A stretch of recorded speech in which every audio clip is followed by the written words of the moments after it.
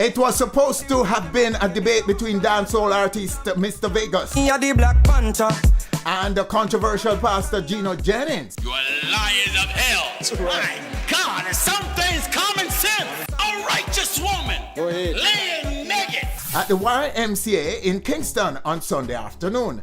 The debate was spawned by comments made by the American pastor last December about church women attire. toenails painted with little fake diamonds in it. Your toes ain't richer.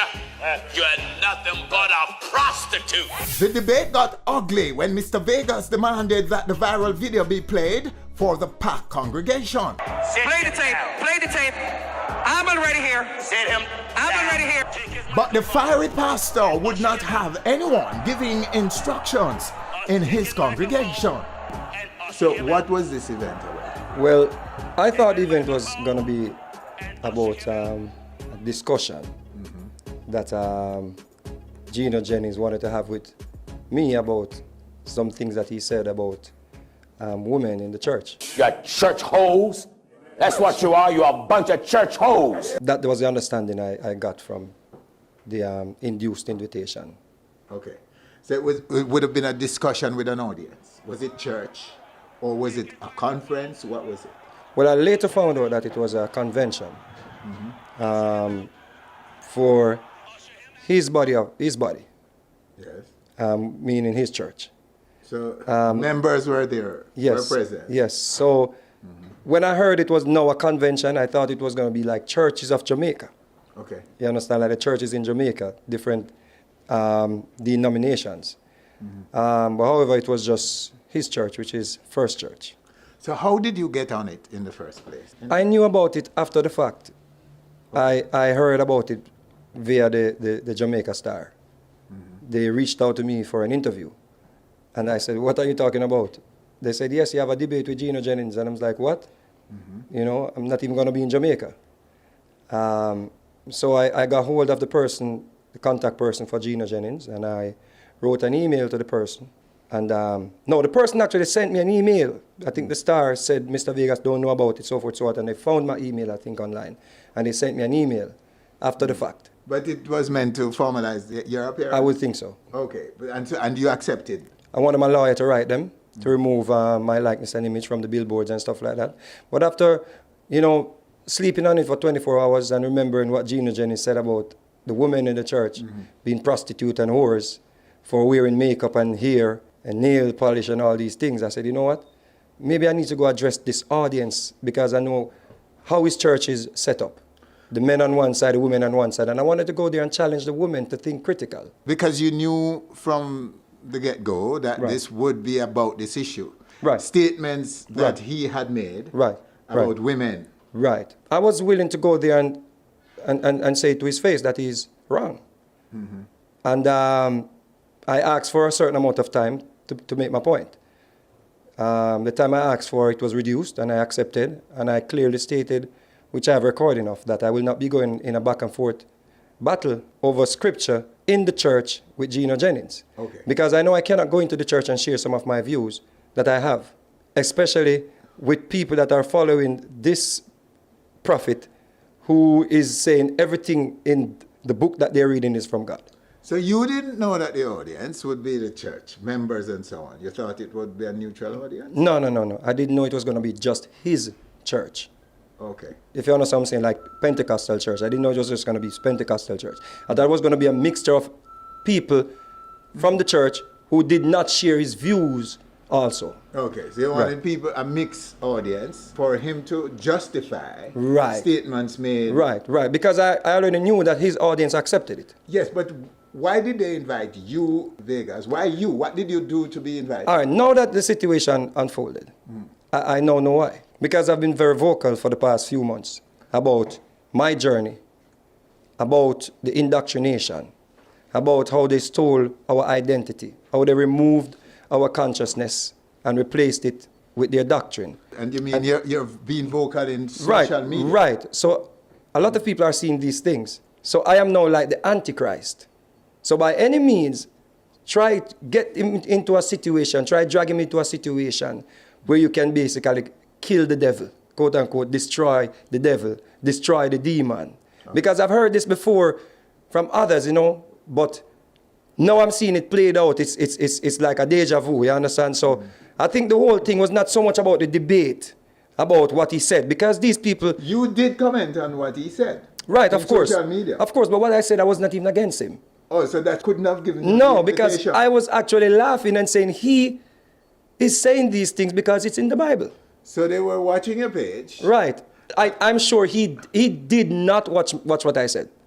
100%. Not about that particular issue, but some of the anti-Christian... No, not the Some anti-Christian. of your critique The of anti-Vegas, yes. Yes. Your critique of Christendom Yes. is what led to the... Right. So they them said, you know calling what? Here is an opportunity to drag him into this situation. And we're going to hire some security. So I went there. They said I was going to speak for 20 minutes. I said, okay. They said, oh, they wanted a back and forth with the Bible with Gino Jennings. I said to the guy, you crazy? In a church, they can't go tell them people, they say, the things them not the Bible is man make it up. Them are going to throw me out by my head. They have it recorded, right? So we agreed that, okay, I'm going to speak, or I was on the understanding that I'm going to speak, then he would do his sermon. And after his sermon, if he plays the tape, then we could go biblical, where I can show him that, listen, there are women in the Bible that God blessed who wore jewelry.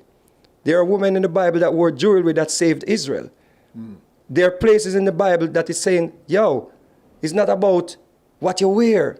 So if you're going to pick some scriptures to demonize or degrade women, then I'm going to call you out. And I'm going to prove to you with your Bible that it is not correct, whether biblically or morally.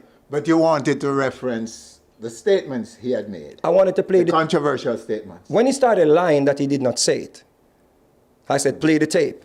Because he wanted me and him to go in a back and forth, and they turned my mic down so he could be, powering over me and all kind of stuff. And I realized what was going on. So I said, listen to me.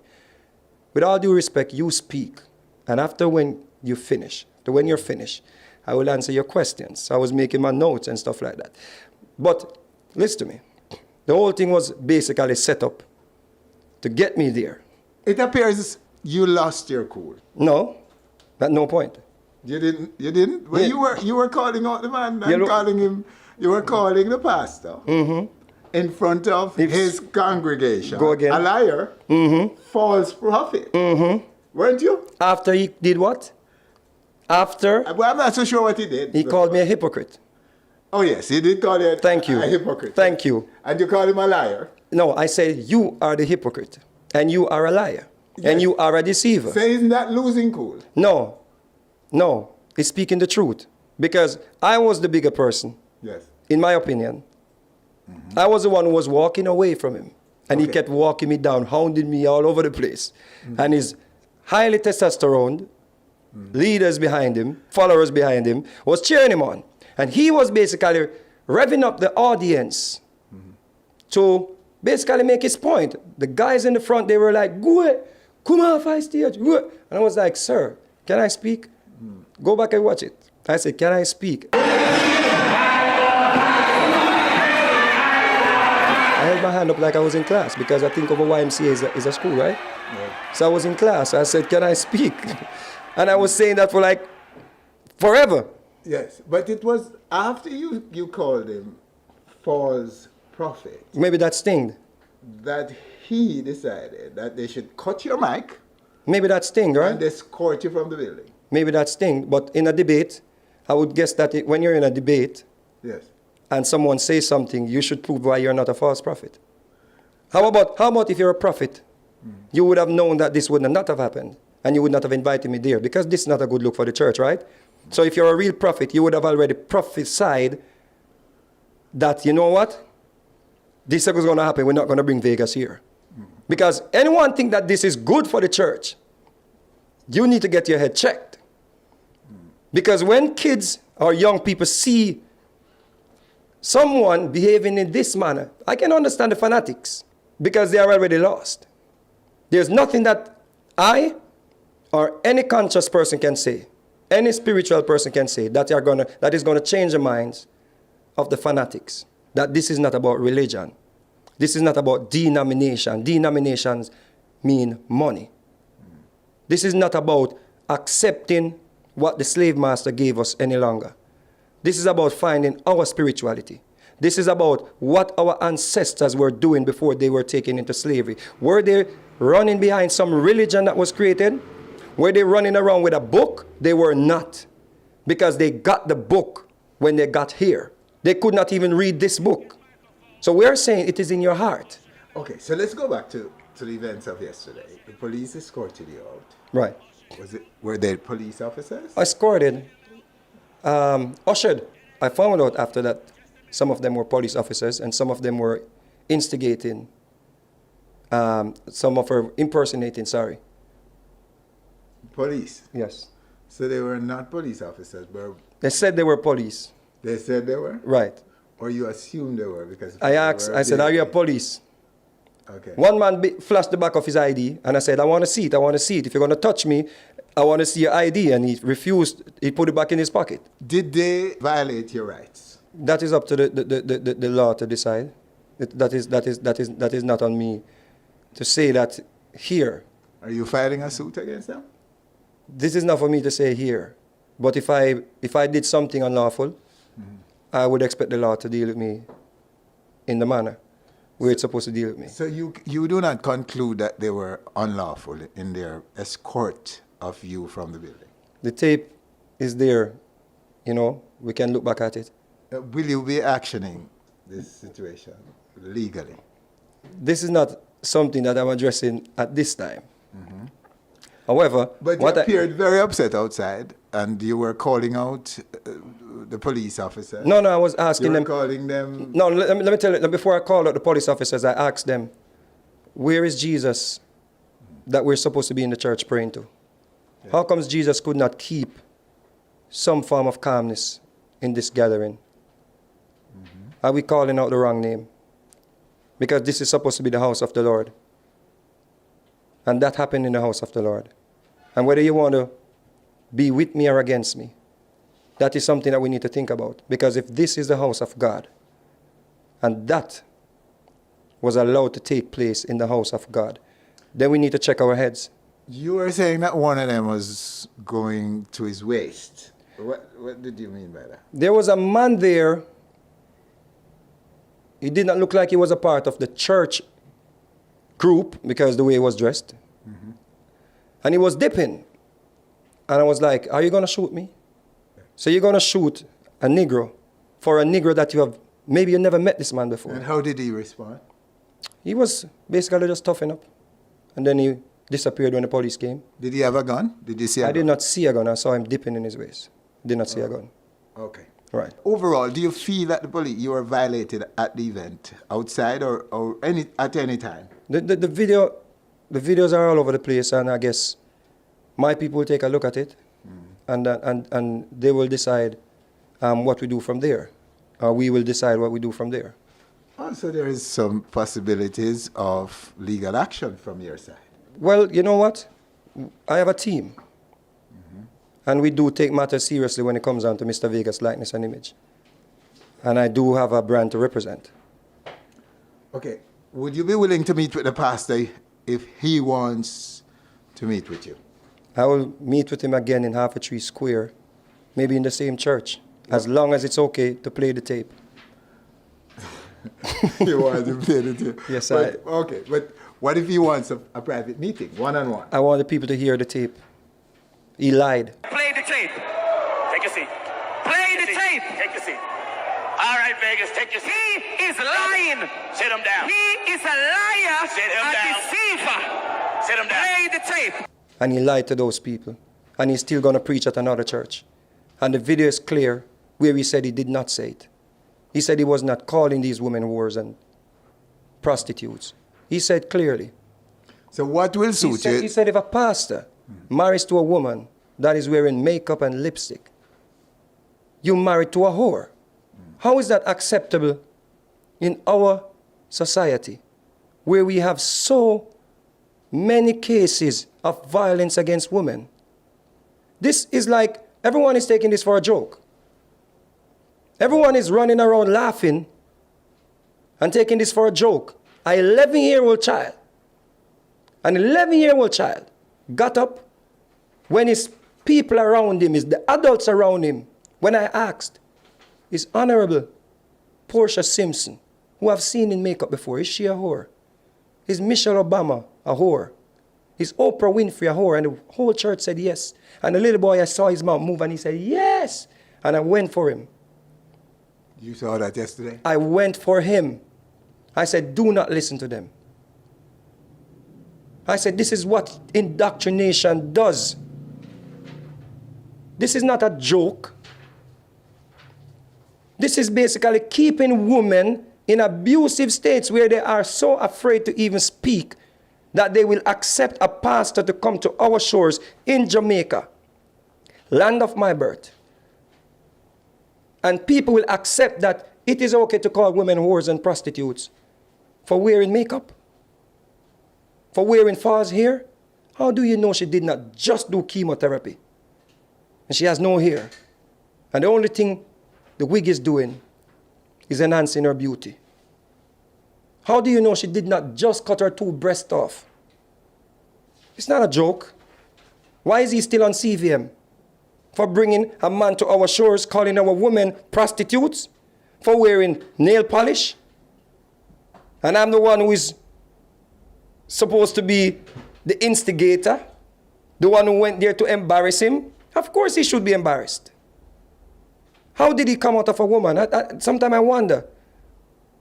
Sometimes I wonder, why? God, you really created this being to speak to the mother of the earth like this? The mother, come on, man. Some of your call for me, because it sounds like you're calling for something to happen. Of course. As far as this pastor is concerned. He should not be on our TV station or television station in Jamaica. Straight. How many of us can leave here and go to anywhere in the world and go publicly calling the women whores, prostitutes, sluts for just wearing lipstick and makeup? We can't even call people gay. We're banned. Look at that. Capitan, Sizzler, Elephant Man, Beanie Man, all of these people, visa problems. Bounty Killer, visa problems. Because we said we have a problem with the word, with people lifestyle, or the way people conduct themselves, and we said, oh, no, we don't want them thing there. We're not even talking about the people that are doing it. We're just saying, oh no, me no gay. I can't do a song and say, I'm not gay. I will be banned from his country. So it's okay for him to come here in my country and call my sisters and mothers and nieces and cousins prostitutes and whore for wearing, not like they're walking around selling their bodies, for wearing makeup. No one is allowed to come into our shores. We already have enough mental, physical, verbal, every kind of abuse here in Jamaica where men are killing women, and it starts with verbal abuse. When you think you can call a woman a prostitute for wearing hair, then that says a lot. What are you going to do next? I think his defense is that you're taking what he said out of context. Play the tape.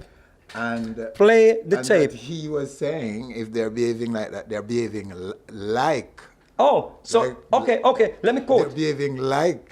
If you are wearing a tight jeans where I can see your birth canal, you are a prostitute. If you are a pastor and you're married to a woman that wear these things, you're married to a whore. Amen.